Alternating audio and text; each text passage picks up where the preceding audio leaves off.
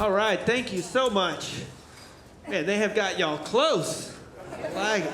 I put on my brakes if I roll off this stage. There's not room to fall. I don't think y'all can pick me back up. It's good, it's good. My name's Wes Johnson. I'm not a stand-up comic. I'm not a stand-up guy. I'm not an upstanding citizen. I don't stand up for things I believe in. If any time in this set I do stand up, tip your bartenders. You've had way too much to drink. That's fantastic. I like y'all already. Some people have a hard time laughing at a guy in a wheelchair to his face. Not you monsters. You monsters took to it real quick. I like it. I'll tell you my story though. I was in an off-road accident. It was a regular road. I just went off it. I flipped the Jeep over 4 times, so technically it was an off-road, on-road, off-road, on-road, off-road, on-road, off-road, on-road accident. But who's counting, right? The police. The police counted, and then they had the nerve to write me a ticket for reckless driving, which I thought was garbage, because when the police got there, I wasn't driving. I'd been thrown clear of the vehicle. I wasn't even on the same street anymore. So leaving the scene of an accident, that's on me. That's on me. But it turns out they can't write you a ticket for leaving the scene if you fly away. That's a pro tip right there. Wasn't my fault. I wasn't like, gotta go.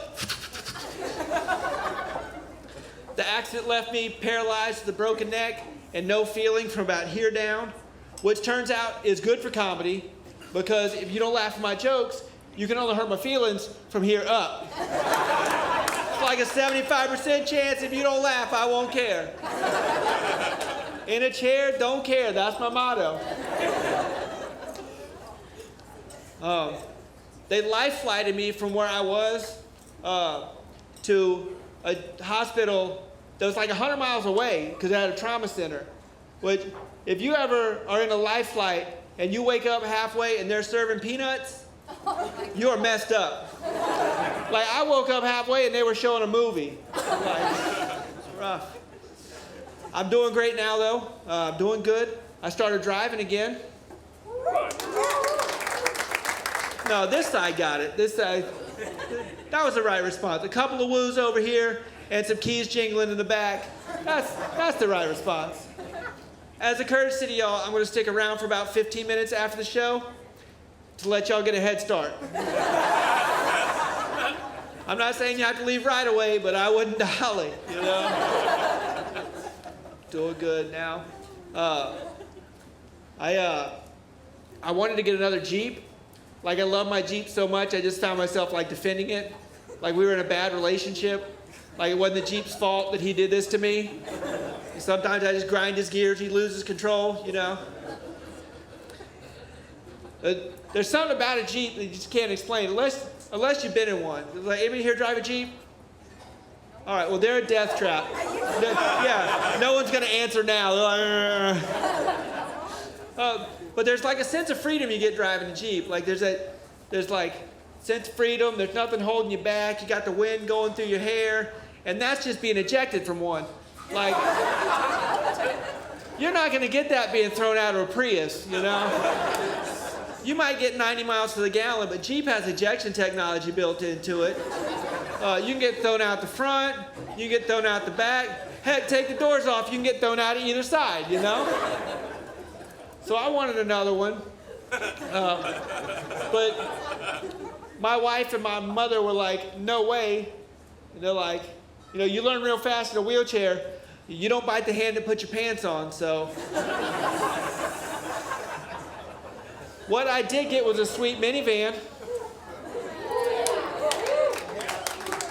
Oh, y'all were right. That was the right response. That's what happens when somebody says they drive a sweet minivan. A couple of woos, a couple of claps.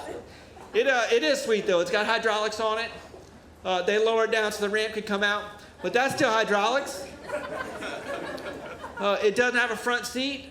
So I'll just slide this chair up under the steering wheel, and then I'll lean my chair way back, give him a gangster lean on, you know.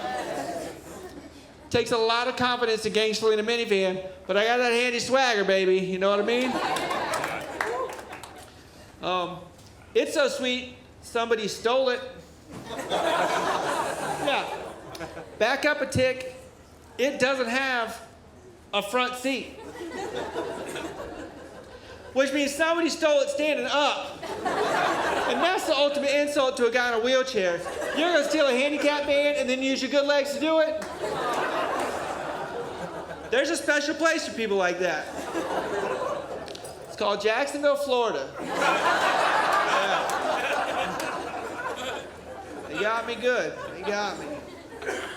And so I never thought maybe that there was a handicapped person who needed to steal a van. And maybe it's discrimination on my part. I never thought about that.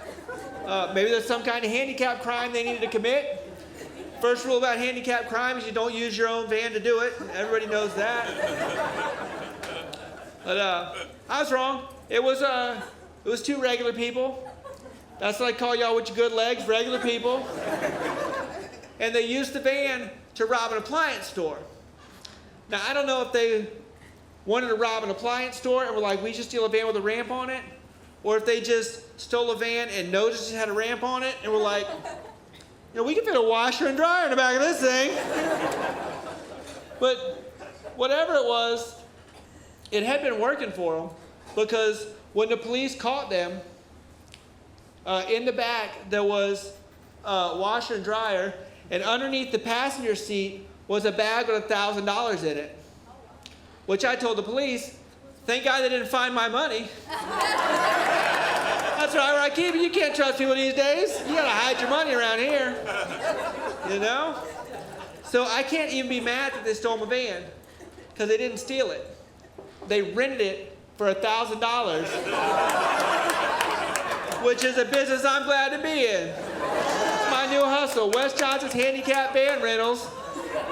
I don't ask no questions. Bring it back on Monday with a full tank of gas, $1,000 under the seat, you do you, boo. Thank y'all so much. I've been Wes Johnson. Y'all been fantastic. Let's give it up for your host. Thank you, my friend. Let's hear it for Wesley Johnson.